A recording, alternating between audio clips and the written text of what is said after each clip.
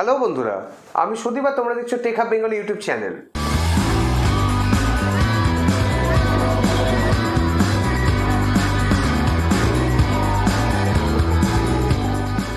অন্যদিনের মতো আজকে একটা ইনফরমেটিভ ভিডিও নিয়ে চলে এসেছি তোমাদের সামনে। আর আজকের এই ভিডিওটা আমাদের ইউটিউব রিলেটেড। আমাদের মতো প্রত্যেকটা ইউটিউবারের টার্গেট থাকে এই ইউটিউব প্ল্যাটফর্মে একটা ভিডিওকে আপলোড করার পরে সেটাতে প্রচুর পরিমাণে ভিউ আনা এবং ভিডিওটাকে ভাইরাল করা।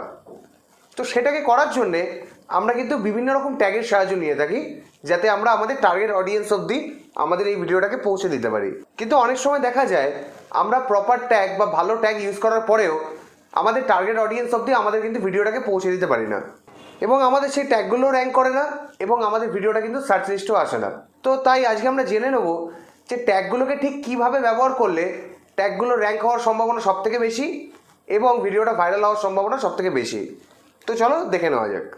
তো আমরা যখন আমাদের কোনো একটা ভিডিওকে আপলোড করি ইউটিউব প্ল্যাটফর্মে, তারপরে আমরা সেখানে কিন্তু ট্যাগ ইউজ করি এবং সেখানে আমরা একাধিক ট্যাগ ইউজ করে থাকি। কিন্তু একটা ট্যাগকে যদি র্যাঙ্ক করাতে হয় তাহলে সবার প্রথম আমাদের জানতে হবে ইউটিউবের অ্যালগোরিদমের কনসেপ্টটা। সেখানে ইউটিউব সবার প্রথমে কিন্তু গুরুত্ব দেয় আমরা প্রথম যে ট্যাগটাকে লিখে থাকি, যেখানে আমরা যে বক্সের মধ্যে ট্যাগগুলোকে লিখছি সেখানে প্রথম যে ট্যাগটা আমরা লিখব সেটা কিন্তু সবথেকে বেশি গুরুত্ব পায়।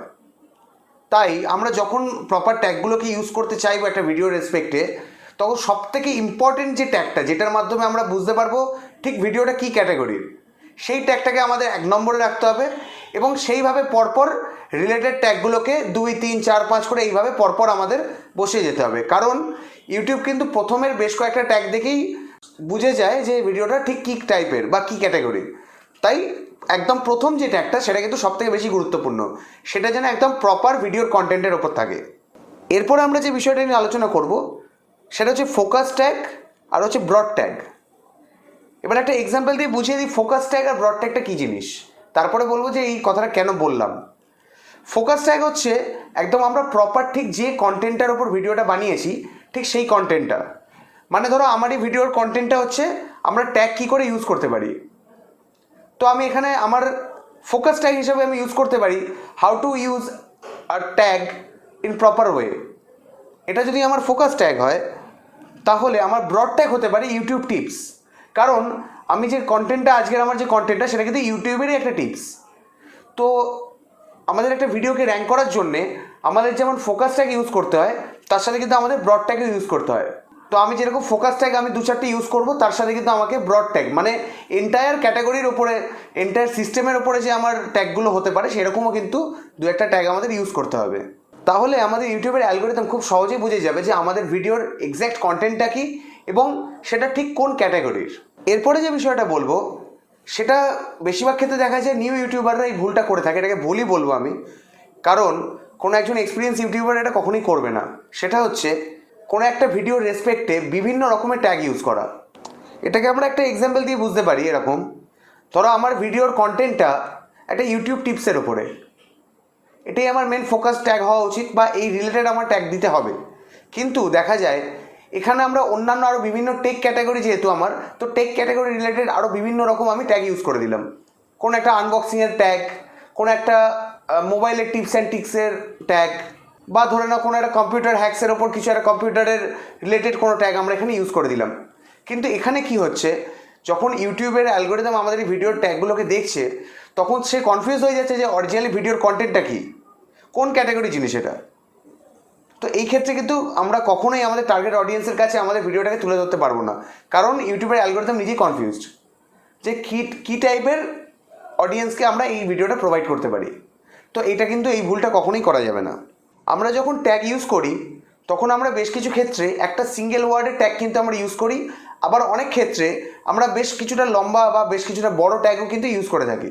একটা রিসার্চের মাধ্যমে দেখা গেছে যে 2 থেকে 3 ওয়ার্ড বিশিষ্ট যে ট্যাগগুলো থাকবে সেই ট্যাগগুলোর রেসপেক্টে কিন্তু অনেক ক্ষেত্রে বেশি ভিউ জেনারেট হয়।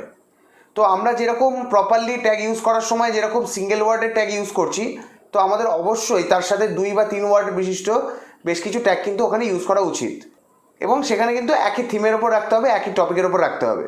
কিন্তু চেষ্টা করতে হবে তার ওয়ার্ড লেন্থটা 2 বা 3 যেন হয়, তার বেশি হলে ক্ষতি নেই, বাট এটাকে মেনটেন করার চেষ্টা করতে হবে। এরপরেও আমাদের বেশ কিছু আরও জিনিস থেকে যায় যেগুলো একটা ট্যাগের বিষয়ে আমাদের জানা দরকার। কোনো একটা ভিডিওকে র্যাঙ্ক করানোর জন্য আমাদের কিন্তু প্রপার ট্যাগ খুঁজে পাওয়াটা একটা গুরুত্বপূর্ণ বিষয়। তো ট্যাগ খুঁজে পাওয়ার জন্যে আমরা বেশ কিছু পদ্ধতি অবলম্বন করি। তার মধ্যে সবথেকে যে পদ্ধতি, সহজ পদ্ধতি সেটা হচ্ছে, তোমরা দেখে থাকবে আমাদের ইউটিউব প্ল্যাটফর্মেতে আমরা যখন সার্চ বারে গিয়ে কোনো কিছু লিখি, সেই রিলেটেড কিন্তু বিভিন্ন জিনিস শো করে, যেগুলো কিন্তু ম্যাক্সিমাম সার্চ হচ্ছে। কোনো একটা যদি তোমরা গান সার্চ করো, সেটা দেখতে পাবে সেটা ডিজে ভার্সান, সেটা বাংলা ভার্সান, সেটা হোয়াটসঅ্যাপ স্ট্যাটাস, এরকম বিভিন্ন রকম কিন্তু অপশান সেটা রিলেটেড পেয়ে যাও। তো তোমরাও কিন্তু সেখান থেকে এইগুলোকে অ্যাজ আ ট্যাগ হিসাবে কিন্তু তোমাদের ভিডিওর জন্যে ইউটিউবে সার্চ করে ওই টাইপের যে ভিডিওগুলো রয়েছে তার রেসপেক্টে আরও কী কীভাবে লোকে সার্চ করে ওই টাইপের ভিডিও পাচ্ছে, সেটা তোমরা ওখানে বুঝে কিন্তু ট্যাগ হিসাবে তোমরা ইউজ করতে পারো। এছাড়াও তোমরা বেশ কিছু টুলস পেয়ে যাবে, যেমন ধরো ভিডআইকিউ রয়েছে বা টিউব বাডি রয়েছে। এরকম বেশ কিছু টুলসের মাধ্যমে তোমরা কিন্তু নতুন নতুন ট্যাগ পেতে পারবে, যেটা তোমাদের ভিডিওকে র্যাঙ্ক করতে সাহায্য করবে। এরপরে আমরা যে লাস্ট বিষয়টা নিয়ে আলোচনা করব, সেটা হচ্ছে আমাদের ট্যাগগুলো আমরা এখন অবধি যে যে বিষয়ে কথা বললাম, সেই পরপর প্রপারলি ওয়েতে আমরা ট্যাগগুলোকে লাগানোর পরেও আমাদের কিন্তু একটা বিষয় খেয়াল রাখতে হবে যে আমরা আমাদের ট্যাগের মাধ্যমে আমাদের ভিডিওটাকে টার্গেট অডিয়েন্সের কাছে তুলে ধরতে পারছি কি না। তার জন্যে আমাদের ভিডিওটাকে কন্টেন্টকে ফোকাস না করে আমাদের শুধু ট্যাগ পড়ে নিজেদেরকে পার্সোনালি আমাদের পড়ে দেখতে হবে ট্যাগগুলোকে, যে আমরা যে ট্যাগগুলো ইউজ করেছি তাতে ওই ভিডিওর কন্টেন্টটা আমরা বুঝতে পারছি কি না। মানে ধরো আমার ভিডিওটা রয়েছে how to create a YouTube channel, তো তার রেসপেক্টে আমরা যে ট্যাগগুলো দিয়েছি আমাদের দেখতে হবে যে ওই ট্যাগগুলো পড়ে আমরা কি আদৌ বুঝতে পারছি যে এটা কি টপিকের ওপর ভিডিওটা। এই ভিডিওটাতে বলা আছে যে আমরা কি করে ইউটিউব চ্যানেল ক্রিয়েট করব, এই বিষয়টা আমাদের কিন্তু আলটিমেটলি খেয়াল করতে হবে। যদি কোনো ট্যাগ পড়ে মনে হয় যে না এটা সেম ক্যাটাগরির মধ্যে নেই, এই ক্যাটাগরির বাইরে রয়েছে, তো তখন কিন্তু আমাদের এই প্রপার ওয়ে মেনটেন করে আমাদের কিন্তু ট্যাগটাকে আবার চেঞ্জ করে দিতে হবে। তো এই ছিল আজকের ইউটিউব টিপস। এই ভিডিওটা যদি তোমাদের ভালো লেগে থাকে তো আমাদের চ্যানেলটাকে অবশ্যই সাবস্ক্রাইব করো এবং পাশে থাকা বেল আইকনটা ক্লিক করে দাও, যাতে এরকম বিভিন্ন ভিডিও তোমরা সবার আগে পেয়ে যাও। এবং তোমার বন্ধুবান্ধবের মধ্যে ভিডিওটা শেয়ার করো এবং কমেন্ট করে জানাও এটা তোমাদের কতটা গুরুত্বপূর্ণ মনে হয়েছে বা এর সাথে আরও কিছু অ্যাড করা যেতে পারে কিনা। তো চলো দেখা হবে নেক্সট ভিডিওতে।